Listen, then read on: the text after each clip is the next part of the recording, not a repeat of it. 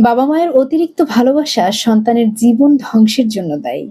হ্যাঁ, আমরা অনেক বাবা মা এমন রয়েছি যে সন্তানরা আমাদের চোখে কখনোই বড় হয় না। তাদের বয়স হয়ে যায় কিন্তু বড় হয় না। ছোট থাকাটাই স্বাভাবিক।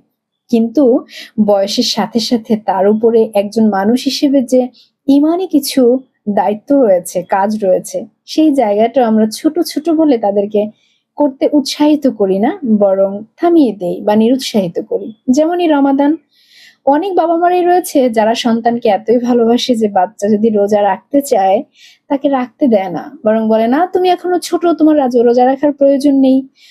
খুব কনকনে ঠান্ডা, শীত, এই সকালে ওঠার প্রয়োজন নেই।" ইত্যাদি, ইত্যাদি।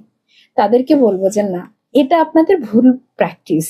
কারণ আপনি ঠিক ছোটবেলা থেকে যে বীজটি বপন করে দিবেন আপনার সন্তানের মধ্যে, সেটা ধর্মীয় হোক, নৈতিকতা হোক, যেকোনোটা, সেটাই আপনার সন্তান দেখে বড় হবে এবং সে ওই বিষয়গুলোর সাথে অভ্যস্ত হতে থাকবে। তাই রোজা, নামাজ, মসজিদকে চেনানো, কোরআনকে চেনানো, ভালোকে ভালো বলা, মন্দকে মন্দ বলা, এই পুরো ব্যাপারটা ছোটবেলা থেকেই করতে হবে। সুতরাং এই পবিত্র মাহে রমজানে আপনার ছোট শিশু বাচ্চাটিকেও রোজার সাথে পরিচয় করুন, নামাজের সাথে পরিচয় করান এবং তাদেরকে রোজা রাখতে উৎসাহিত করুন। এটা আপনার সন্তানের ভবিষ্যৎ জীবন গড়তে সহায়ক।